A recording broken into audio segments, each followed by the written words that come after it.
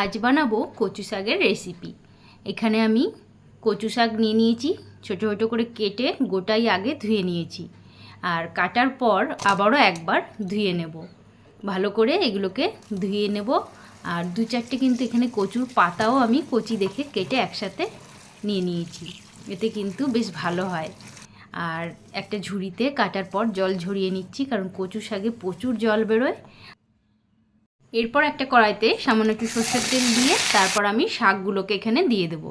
স্বাদ মতো লবণ দেব, হলুদ আর জিরের গুঁড়ো দিয়ে দেব, বেশি করে একটু পেঁয়াজ কুচি আর একটু আদা বাটা। এখানে যেহেতু কোনো চিংড়ি মাছ কিংবা মাছের মাথা আমি কচু শাকে দিইনি, তাই একটু মশলা দিয়ে দিচ্ছি, এতে খেতে কিন্তু একটু বেশ ভালো লাগবে।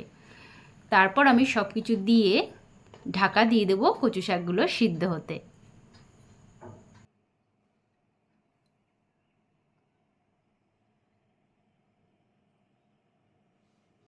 কচু শাকগুলো দেখো সিদ্ধ হয়ে গেছে, ঢাকাটা আমি তুলে নিলাম। এবার হচ্ছে ভালো করে টানিয়ে নিতে হবে কচু শাকটা, যত ভালো টানানো হবে তত কিন্তু খেতে ভালো লাগবে। আর কচু শাকে অনেক জল বেরিয়েছিল। এবার দেখো সামান্য একটু চিনিও দিয়েছি, একটু মিষ্টি মিষ্টি ঝাল ঝাল করে করব বলে। তারপর একটু নেড়ে চেড়ে নিলাম।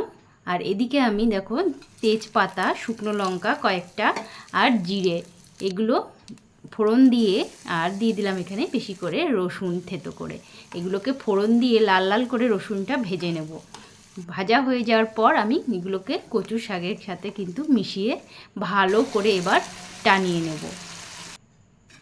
সব একসাথে ভালো করে নেড়ে চেড়ে টানিয়ে নেব। যখন একদম জলই থাকবে না, একদম আঠার মতো হয়ে আসবে, তখন আমি শাকটা নামিয়ে নেব। দেখো ঠিক এরকম। তো হয়ে গেল আজকের কচু শাকের রেসিপি। তো আজকের এই রেসিপিটা তোমাদের কেমন লাগলো? যদি ভালো লেগে থাকে তাহলে অবশ্যই একটা লাইক কমেন্ট করো। আর সবাই ভালো থেকো, সুস্থ থেকো, টাটা।